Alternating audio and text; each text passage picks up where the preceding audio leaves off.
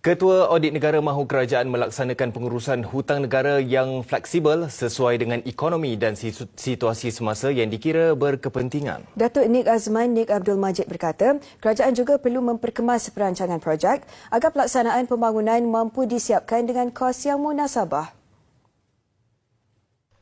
Beliau menjelaskan perkara itu pada sidang media di lobi Parlimen siang tadi mengenai laporan audit negara bagi tahun lepas.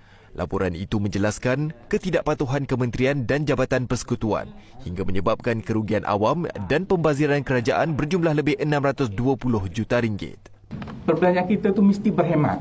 Maksudnya mesti mencapai matlamat ataupun outcome yang nak dicapai dengan perbelanjaan yang minimum supaya kita dapat value for money supaya tak ada pembaziran. Kita dapati seperti yang tuan-tuan dan puan-puan sedia maklum bahawa banyak berdasarkan penemuan audit kita dapati bahawa beberapa projek belanjanya telah dibayar 90% ke umpamanya macam U-Custom, tetapi hasilnya tak ada. Jadi ini merupakan ketirisan, kebocoran dan kerugian kepada kerajaan. Kerajaan berbelanja dengan berhutang untuk membiayai projek-projek pembangunan, tapi hasilnya tidak sepenuhnya dapat dicapai atau dalam kes tertentu tak capai langsung. Mengulas pembayaran tidak teratur bernilai 499.19 juta ringgit berkaitan perkhidmatan penyelenggaraan Majlis Keselamatan Negara MKN, beliau menggesa agar pengesahan dan sebarang bayaran daripada jabatan kerajaan itu perlu disahkan terlebih dahulu. Kita dapati bahawa kita buat 15 laporan sebenarnya, kalau audit prestasi 15 laporan. Dan keseluruhan projek atau keseluruhan nilai yang kita laporkan itu, yang kita buat auditan adalah 15.7 bilion. 15.7 bilion untuk ke-15 laporan tersebut. Terdapat pembaziran dan ketirisan bernilai 978 juta, hampir 1 juta, hampir 1 bilion . Ketidakpatuhan terhadap pengurusan keuangan menyebabkan isu pembayaran tidak teratur berjumlah 1.299 bilion ringgit, kerugian wang awam 11.45 juta ringgit serta pembaziran 8.87 juta ringgit kepada kerajaan pada 2020. Pengauditan prestasi yang dijalankan bertujuan menilai pencapaian objektif aktiviti, projek dan program kerajaan serta sama ada pelaksanaannya dilakukan dengan berhemat, cekap dan berkesan. Ia juga bertujuan menilai sejauh mana wang awam dibelanjakan dengan berhemat, cekap dan berkesan tanpa berlaku pemborosan dan pembaziran serta mendapat nilai terbaik untuk wang.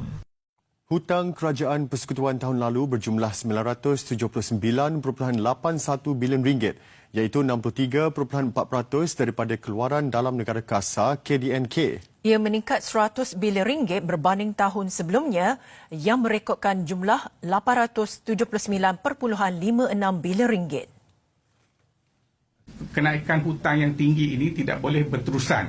Yang itu maksudnya maknanya ini patutnya menjadi langkah jangka pendek sahaja. Maknanya langkah bagi kerajaan, pandangan kita adalah bagi kerajaan hendaklah mengambil ini sebagai langkah sementara dan mengambil tindakan pembetulan supaya perkara ini dapat dikawal.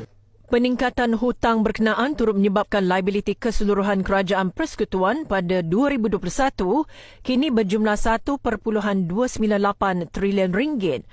Ketidakpatuhan terhadap pengurusan kewangan menyebabkan isu kehilangan atau kerugian wang awam, pembayaran tidak teratur dan pembaziran kepada kerajaan berjumlah 158.08 juta ringgit pada 2021.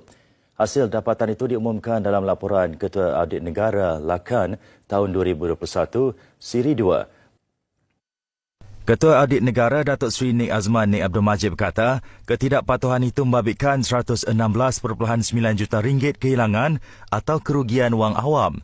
26.03 juta ringgit pembayaran tidak teratur, manakala 15.10 juta ringgit adalah pembaziran. Semakan audit mendapati berlaku kes pembaziran bernilai 13.07 juta ringgit melibatkan pengurusan COVID-19. Ketua Audit Negara berkata ia melibatkan peralatan ventilator yang dibeli tidak dapat digunakan. Terdapat juga satu kes melibatkan pembayaran tidak teratur bernilai RM100,000 iaitu program pengurusan perkhidmatan ambulans dan perkhidmatan udara dilaksanakan sebelum pesanan tempatan. Terdapati juga berlaku pembaziran di bawah pengurusan wabak COVID melibatkan 93 mesin ventilator yang tidak dapat digunakan dan anggaran kos adalah 13 kerugian ataupun pembaziran adalah 13.07 juta. Dan kita dapati juga terdapat pembayaran tidak teratur dalam pengurusan ambulans. Ini sebanyak 100,000 ataupun 0.1 juta, di mana perkhidmatan telah diberikan tanpa kelulusan local order.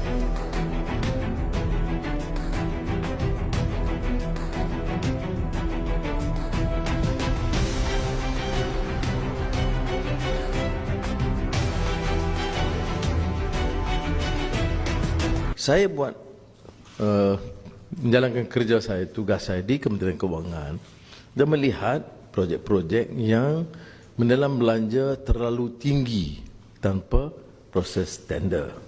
Seumpamanya Jana Wibawa, projek Tebatan Banjir. Jana Wibawa ni semasa PKP. Ya. Kita dapati kos itu terlalu tinggi.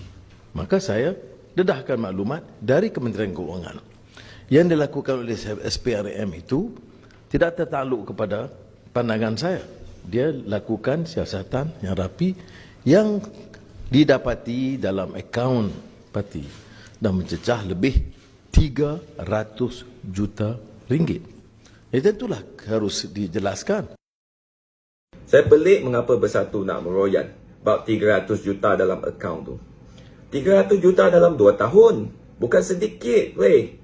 Setahun 365 hari. 2 tahun 700 lebih hari. Dapat 300 juta. Satu hari dapat RM500,000. Begitu baik ke parti ni? Kaya, hebatnya. Mana datang duit ni? Kena jawab.